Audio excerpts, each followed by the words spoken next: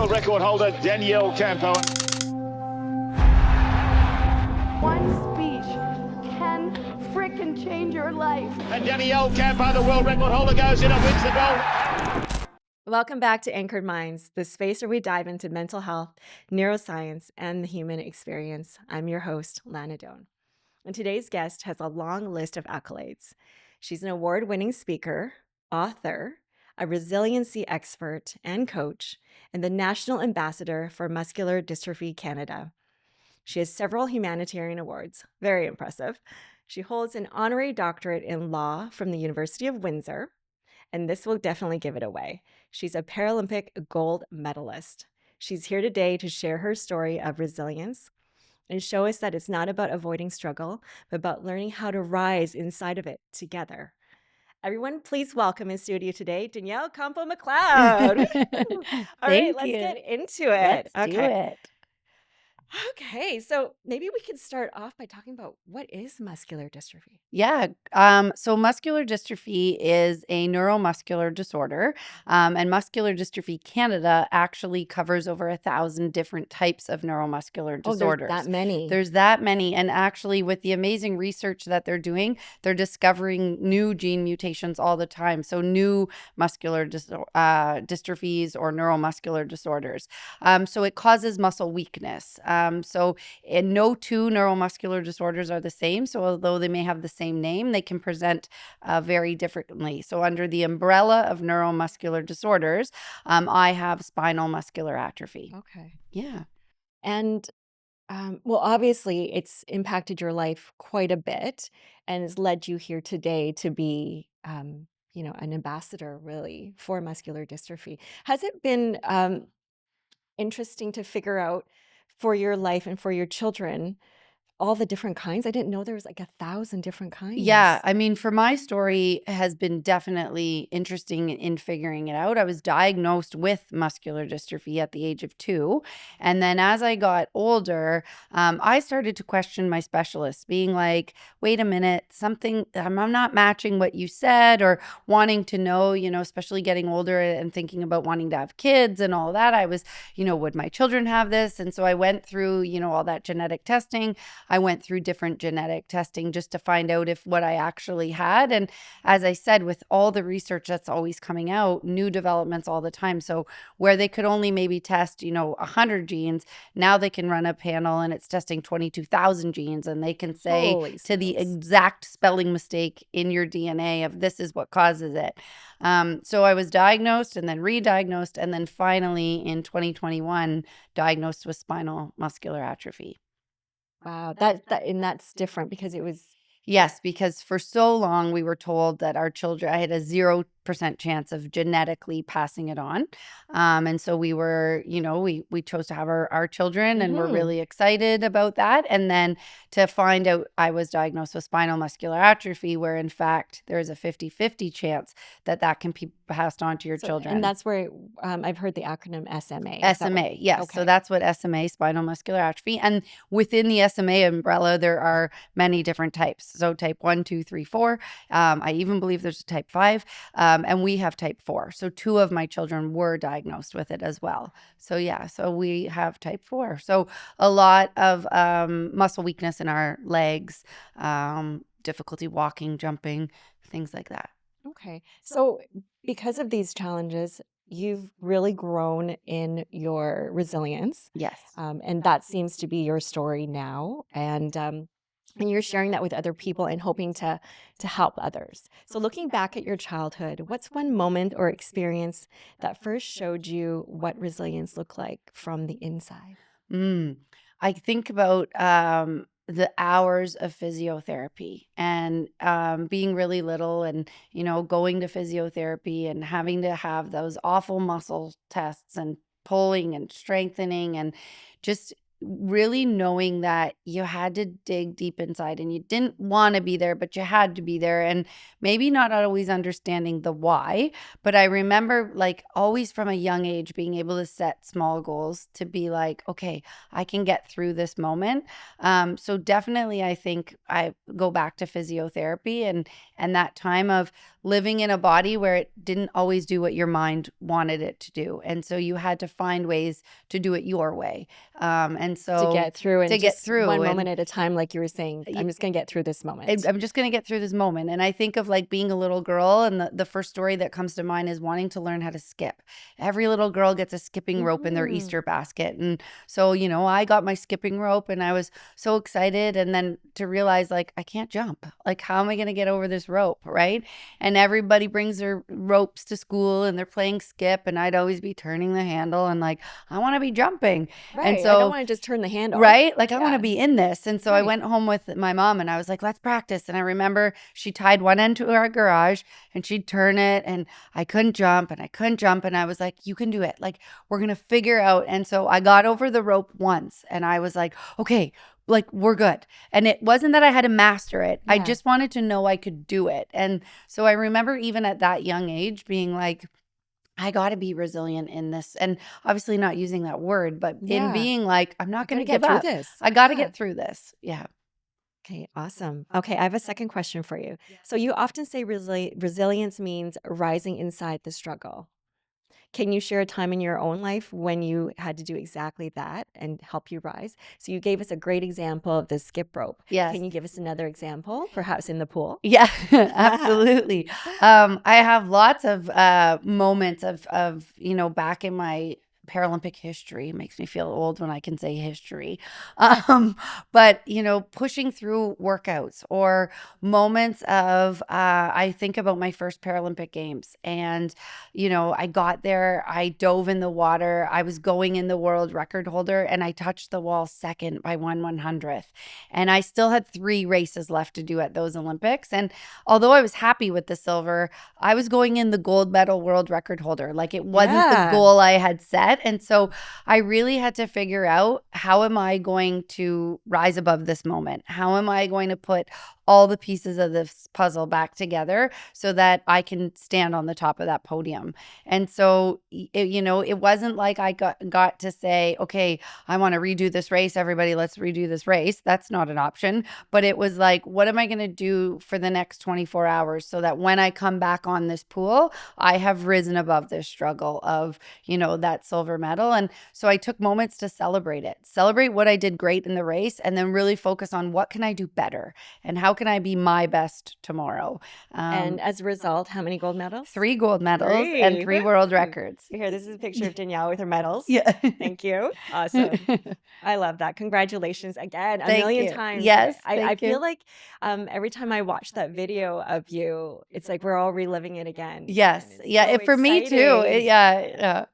All right. So there's a rising concern that kids today are more fragile, anxious, overwhelmed than previous generations. So from your perspective as an athlete, parent, educator, what do you think what's happening there? What do you think that shift is? Yeah, I like to call this the swipe effect. I think Mm. when you think of our kids right now, they swipe off of a show that they don't want to watch. They get out of moments. You know, how many times they come to us and they say, and I do it myself with my own kids where they're like, I don't like this anymore. And I'm Yeah. like, okay, well, I'll then try something well, yeah, else. let's try something else. And I'm like, no, life isn't a buffet always, right? Sometimes you got to get through it and you got to stay in it to see the beauty in the struggle, right? And of course, there's times where you get to say, like, you know, you can, maybe this isn't right, but I really think we try so hard to take our kids out of that so that they don't struggle.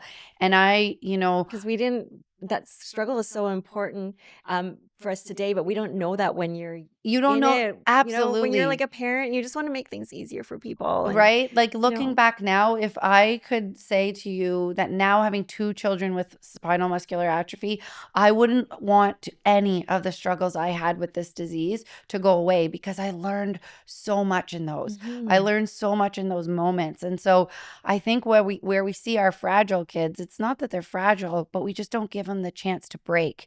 And I know that sounds scary, but there's such a beauty in watching Right. them The put it value of a back skinned knee. Yeah. Absolutely, right? The value of knowing, like, my son, my 9-year-old, didn't make the travel soccer team that he tried out for. And I found it so interesting that he said to me, like, so mom, are we going to go to like a different city? And I was like, no, bud, we're going to go in the backyard and we're going to kick that soccer ball 900 times and we're going to try next year. And, like his natural thought process was, okay, where else are you going to take me so that I can make it? And I was like, no, this is the end result right now. And we're going to learn how to be okay with that. Love that. It's a great answer. All right. So number 4 question. You're raising 2 children with SMA, Yes. as we talked about. So what's a moment with them that reshaped your understanding of strength or courage? Oh, I think of my 6-year-old Samson. And just the other day, we were out on the swings and I went to go start pushing him on the swing. And he looked at me and he said, Mom, I don't have SMA right now. And I said, oh, you don't? And he said, no, I don't need you to push me. I'm going to do it on my own. And I thought, okay. And he said, yeah, I left it at school today. I decided not to bring it home. And I was like, wow. Brilliant, right? Like the innocence of, he's going to figure out how to do the swing. Now, his version of the swing was laying on his belly and pushing off the ground and making it swing. But he was essentially swinging on his own. And what made me step back and realize that they've got this is that the fact that he said, almost like a backpack, I'm just going to take this off and I'm going to leave it right now. And I'm not going to focus on that. I'm going to figure out how I can do this my way. And they show me all the time their strength I get all these little moments of, okay, they're going to be okay, where it's just the way that I want to be in there to pick them up. And well, that's got to be something that's really triggering for you at times, because you're like, when I was little, it would be really nice if somebody could make this easier for me. Absolutely, because right? Nobody stepped in and made it easier for you. You're the strong person that you are today, and you're able to pass that strength on to your kids. Absolutely. And so sometimes I do have to like sit on my hands or bite my tongue or do all the things we have to do as parents. But then we don't want to see our kids suffer ever, right? So like for me, I got bullied in school because I ran different and I walked different. And so anytime they come home and they talk about like kids were mean, I can feel my blood pressure. And then I have to remember I got through those moments. And now, 30 years later, I talk about them as a speaker. So I'm like, maybe this is just building their content for what they're going to do, right? So I let them, and of course I'm there to pick them up and hug them when they need it. But let them, how are they going to handle mama it? Heart, Oh, but your mama heart. Yes, my mama heart at the same time. But then I also get to watch the magic of their older sibling coming in and saying, I'm going to walk you to class so I can help you. Or I'll be there at recess. Like I learned that all 3 of my kids wait for each other to give each other a hug before they go outside at recess. And I didn't know that the oldest was doing that. But he's like, yeah, I just make sure they're okay. And he looked at me like, you're dumb, mama. Of course I do that. Right? Like, duh. So it's those moments of, wow, if it's not their strength, it's their sibling strength of taking care of them. What a team. Yeah. Love it. Okay. My next question for you is, when a child is facing a challenge, medical, emotional, academic, what are the most common mistakes while meeting adults? I think we answered this one, that weaken resilience. So by swooping in and doing it for them, is there anything else that parents should be conscious of? I think you have to name it. I think what I see a lot right now is we're so afraid to let our kids know that things aren't 100% perfect or aren't, social media ready, right? And we really do in our family, we take time to name that struggle so that they can name it to tame it. Exactly. And give them the tools of, hey, what if we try this? And the option of, if this doesn't work, there's other things we can try, right? So, my kids are all so different. And I know for one, stopping and taking deep breaths is going to help them go through those painful physio moments or get through. And the other one just needs to be mad. And so learning, like, what do you need at this moment? And, really giving it a name, not being scared to say, I don't really know what to do in this moment, but we're going to figure it out together. Yes. So they don't have to figure it out. Right. Even, And I think there's safety for them in knowing that we don't always know, but we're going to figure it out with them, right? Yes. Yeah. And it's probably, absolutely. I think safety is a really good word for that, because then they can feel secure enough to move forward to the next step. Absolutely. Yeah. Awesome. So you speak often about power of community.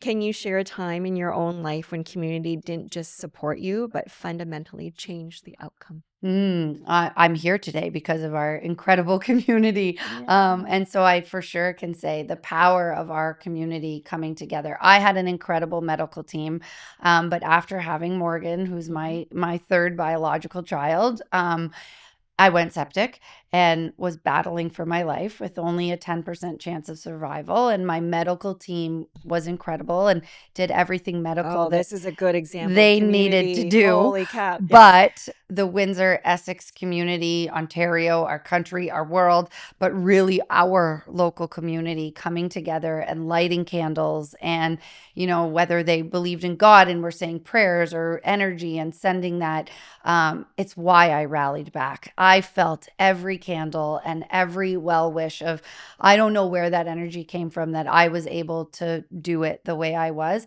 But then once I got better and I Yeah. could understand what was happening in our community, I knew like, okay, so for me, I was in a coma and it was dark and it was black. And then there was these flicker of lights. And I truly mean that. I don't make that up. It was like one light and then 100. Yeah. I'm And wondering if we could just pause for a minute and just really honor that story. Danielle went through a very, very scary time after the birth of her third child, and she was very sick and in a coma.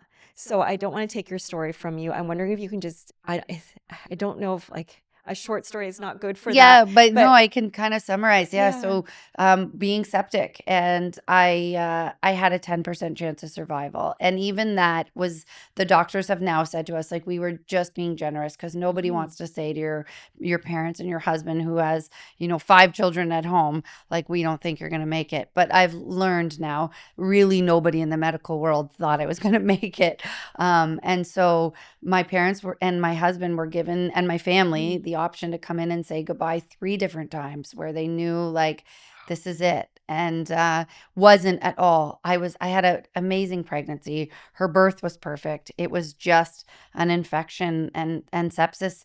That's what it does. It goes crazy. And so it did. And so literally my husband refused to say goodbye. And he said the words, "You take whatever you need and you fight like hell." And what I don't think he was realizing is he was opening that door for this community to come together. Yeah. And Every so time I hear I this story. know. And so my mom put a post on Facebook that said, "Pray now, we're losing her." And that was literally in the moment when the doctors were saying, we've done everything we can do. And so what made her post on her phone? I don't know. But she posted and said, Yeah. "Pray now, we're losing her."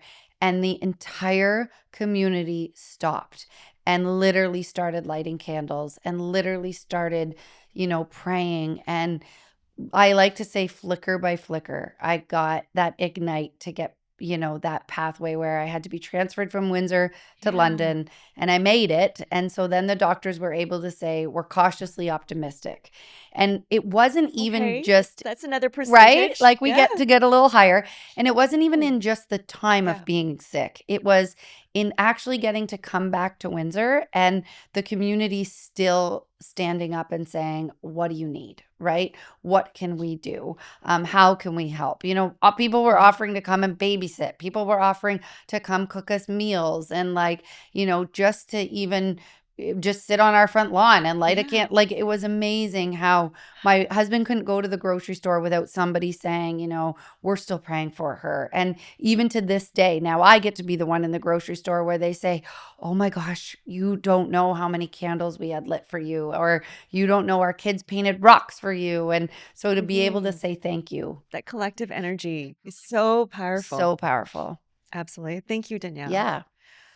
All right. So, as a Paralympic gold medalist, what's a lesson from elite sport you unexpectedly found yourself using in a parenting moment? Ooh, that sometimes you are not going to be the very best. And so I have a funny story about this one. And then I also have, I always remember my son Corbin's first day of daycare. And having Corbin was so exciting. I had 2 older stepchildren at home. And so getting to bring this beautiful baby into our home. And I really struggled at first because of the disability and because it was really the first time in my life where I had to rely on my support systems, because I couldn't carry the car seat and I couldn't do a lot of those things. And so I often referred to my muscular dystrophy at the time, or my neuromuscular disorder, as a joy stealer. It was stealing those moments that were supposed to be so joyful. And so I had a lot of moments where I had to let people do things. And so I would struggle with saying, like, maybe I wasn't meant to be a mom, and how can I be the best mom for him? Because you've been doing things yourself for so long and pushing through and just be like, I just got this. Right. And then And to that's be stopped in this Yeah. moment that you were so looking forward to. And so I'll never forget, I brought Corbin to daycare, his very first daycare experience. And I met another mom there who was bringing her kid. And she was like, I made crayons. I made homemade crayons for the kids. And Lana, honestly, at that moment, I was like, shit, I am never going to be the best mom because I am never making homemade crayons. Like, it's not going Right? to happen. And I remembered going back into the pool and being like, sometimes you gave your very best in that water. You did everything you could, and maybe you didn't make it to the podium, or maybe it was a bronze medal. And so I remember through my sports being like, you survived those moments where you set out to do the absolute best and you settled with your best, and that was good enough. And so it really changed my perception of, we've been through these moments time and time again, and also gave me the permission to say, I am never going to be the best mom, because who is the best mom? Who is? Right? Yeah. Exactly. So Even the best mom is probably not the best mom. exactly. Yeah, exactly. So I just got to learn a lot of those moments from sports about just, that mindset. Being an athlete really helped me to be able to shift my mindset and focus on what I needed to focus at that moment, and then let the other stuff go to the side and pick it back up when it was time. Awesome. All right. So, was there a time in your own journey when struggle felt like failure? And how did you come to see that moment differently? Oh yeah, this one is definitely probably one of the hardest, of being so sick, and in that, and not feeling like I could be the mom that my kids. I couldn't hold Morgan for so long. I missed so much of her newborn life, because when I really got to meet Morgan, she was about 3.5, 4 months old by the time that I really got to be present with Morgan. And for me, the thought of having more kids actually came into my mind of, this was a fail. I had my beautiful, healthy boys. Why did I push this body to have one more baby? Like, why did I feel like I needed to have that, and why didn't I just leave it? And I spent a lot of time Yeah. in that, oh my God, you did this.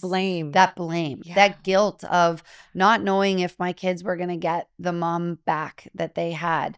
And then when I saw the effects of the trauma on my own children, I really sat in that blame of, look at what they're going through, especially my Corbin, because he was the oldest. He understood how sick I was. He understood what was going on. How So, old was Corbin? so Corbin was 4 at the time. So he really knew mom was supposed to come home and she didn't. Yep. And then he really knew, my husband was amazing at talking to him about what was going on. But what he internalized and then what came out later. So through every one of Corbin's struggles, always for me felt like, oh my gosh, this feels like a fit. Like, look at what you did. Like, right. Look at what this did. And so even though, you don't set out to be septic, and you don't set, and you No. can't control it, but it still was moments where I was like, oh my gosh, I have to get better. I have to show them that there's messy Mhm. miracles in our struggles, because that's going to help them be better. So I really did get to sit in that, this is awful. And, that fear of, what if I never do get. What an inner struggle that would be. It was. And that even, you probably had to dig so deep to even get through those kinds of self-blaming thoughts, and Yeah. you made it through. I did make it through, and and I always, You can do anything right, now. like, and I think it was being honest, right? I Mhm. remember one of the days that my husband and I laugh about so much, as I said to him, I can't do this. I was home, which was amazing, but I was still so sick. And I remember I laid in my bed, and what stopped me from feeling so defeated in that moment was because I was septic and it was after childbirth. I had gotten an ileostomy bag. And so I had been this healthy 36-year-old that went into the hospital. Then I came home, so sick, now with an ileostomy bag. And I laid on my bed because it was What's that? so it's essentially a bag that you go to the bathroom in. Okay. And so because my bowels needed to be resected and all that through the sepsis. And so I had never known it either. And so I woke up to, this body not working, them teaching me about this bag. And I remember getting home and thinking, I can't do this. I can't live like this. I was a swimmer. Like, how am I supposed to swim? You're an athlete. I'm an athlete. And, Yeah. and so I said to my husband, like, I think this is going to kill me. Like, I think this will be the thing that kills me. I just can't do it. And my husband literally stopped and looked at me and was like, you figure out how to shit in that bag. And I was like, what? And he was like, no, this can't be the thing. And he was like, I know I sound harsh right now, but I know that's what you needed when you were swimming, and that's what your coaches did. You can't leave us because of this. And he was like, you are a mom and they need you. And it was what I needed at that moment to say, okay, yes, this didn't go the way it was supposed to. This was not how, but I like that you said to use humor as well, because how cathartic that can be. Absolutely. And we sat there and we laughed together because he realized like what he was saying. But that night was the first night that I was able to like look at this thing that was on my body now and be able to change it and say, okay, come what may, we're going to get through this. And I was lucky enough to be able to have that reversed, but some people aren't. And so I was like, this is where gratitude played such a part in putting the pieces back together. Is I could say, I now get to have compassion and empathy for people who have this. And, many people have it and don't even know. And I said, lived experience. A lived experience, right? And so I was like, so now I will pick these pieces up of, okay, that was a really tough moment. And I got through it. Yeah, no, absolutely. Now, do you, for other people that are going through struggles, sometimes resiliency can be really hard. Have you had any therapy or any other, is that personal? I don't know. No, you can ask for sure. I have. So I was lucky enough. We both know Darcy. Yes. Darcy actually started right when I was in the hospital. So my medical team laughed at me because I am a social worker.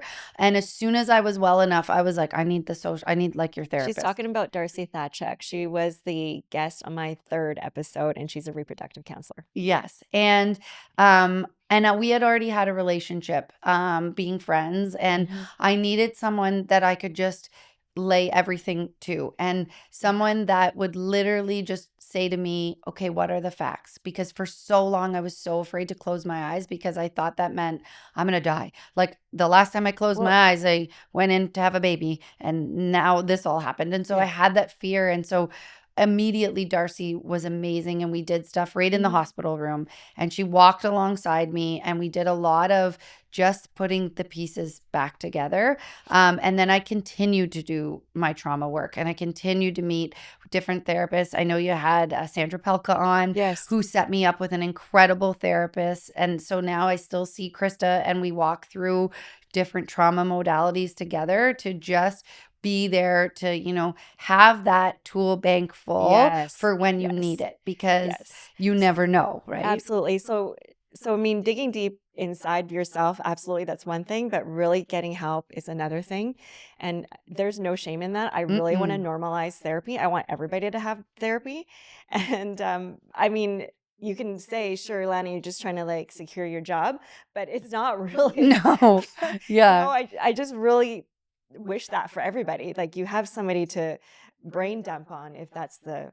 And that's sometimes what I you need. literally just go in there to brain dump, to be like, I just can't sort this out right now. And, and sometimes I go in there just to cry, because sometimes there's moments of crying, or to be like, you release so much cortisol when you cry. Like, I don't know if I hate crying. I don't know if you, like, people that know me are like, Lana, you don't cry. You don't even have tear ducts. But it looks like I cried today. That's weird. I activate those tear ducts.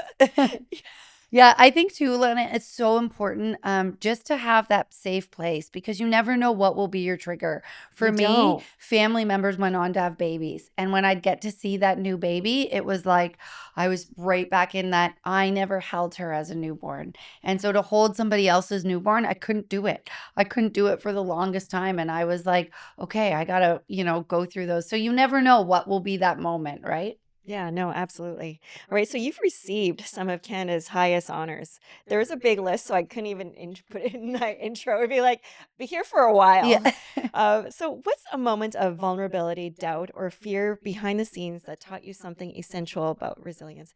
We've talked a lot about that, so I Mhm. wonder if that's a double question. Yeah, I think just the moments that have been the most vulnerable of when I've been able to say, I'm not okay and it's okay. And Yeah. where I've been able to just sit in that moment and not try to swipe through it, right? Right. Figure That is a out, really good visual because right. that's what we do is we're like, oh, I don't, this makes me feel uncomfortable. Yeah. I don't want to feel it. Nope. Yep. Swipe. Yeah, swipe, Yep. I'm off of this. And so I Mhm. really think for me that's been the greatest, being able to say to myself, okay, I'm not okay right now, but that's okay because it's not going to be It's okay to forever. not be okay. I It's know it okay. sounds so It cliche, sounds but so cliche, and I it's think so there's a right. song out there about it Yeah. too, and I'm like, it sounds so horrible, but you know what? It really is. Like, it's Yeah. okay to not be okay. It's okay to have joy at the same time that you have sorrow, right? We learn that, like, There's two things that can happen. They can both be true. absolutely, absolutely. So I'm just going to wrap it up today. Usually, what I do at the end of an episode is because sometimes we talk about a lot of stuff, we'll summarize it into 3 points. But today, I'm going to put Danielle on the spot and I'm going to say if you could embed just 3 habits or mindsets into every child to make them more resilient in a world full of uncertainty, what would they be and why those 3? The first one I would say is we need to teach our kids to connect before they collect. And I What does love, that mean? so for me, that means you take a moment to get to be with the person in front of you, right? You get a moment to, whether it's their teacher, it's a high Yes. five before they need to start, producing the work or anything like that. And also in that, it's teaching them to connect to themselves, right? Before they collect from themselves. When we think of goal setting, we Yes. always Before think you of ask of yourself these things, before you ask yourself to dig deep, to dig deep. yeah. Like, what is it that just grounds you right now, right? Like, my kids and I Yes. have a moment where I've always taught them that, you know what fills my tank is I just need to close my eyes and stand in the sun. And so sometimes that's the only strength I have.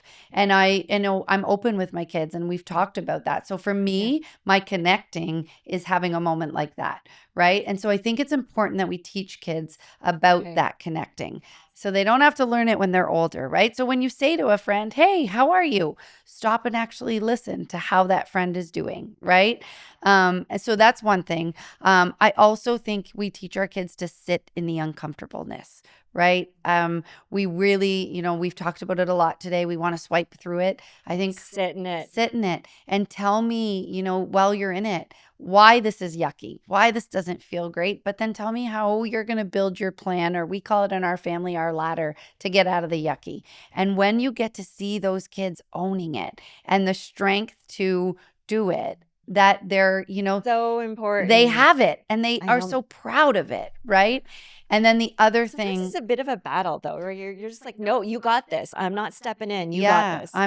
I'm not picking up this for you right now. I'm going to let you name this piece that needs to get put back in the puzzle, and you're going to be able to put it back. And then finally, I think letting them know that as much as I'm going to walk alongside you, I am always here. Right. And we think of it with family, and we know in our roles and in our profession that we've experienced, sometimes it's not family, but you can always find that adult. You can always find that person who's there for you. And, maybe it's a teacher, maybe it's a coach, maybe it's a counselor, right? Whoever it may be, if you're lucky enough that it's a family member, then it's a family member, but that someone is there to say you matter. Absolutely. You really only need one attachment figure to build resilience. Absolutely. That's what they say. So awesome. Okay, so I'm just going to put up the photo of Danielle's book. I really wanted to highlight that she's an author. So here we are. come get it. Yeah, it's available on Amazon. Yeah. Oh, on Amazon. Yeah. Nice. All right. So thank you so much for joining us today. A big thank you to Danielle for coming to our podcast. If today's conversation inspired you, share it with somebody who could use a little strength right now. So until next time, this is Anchored Minds, where change happens with intention. Thank you.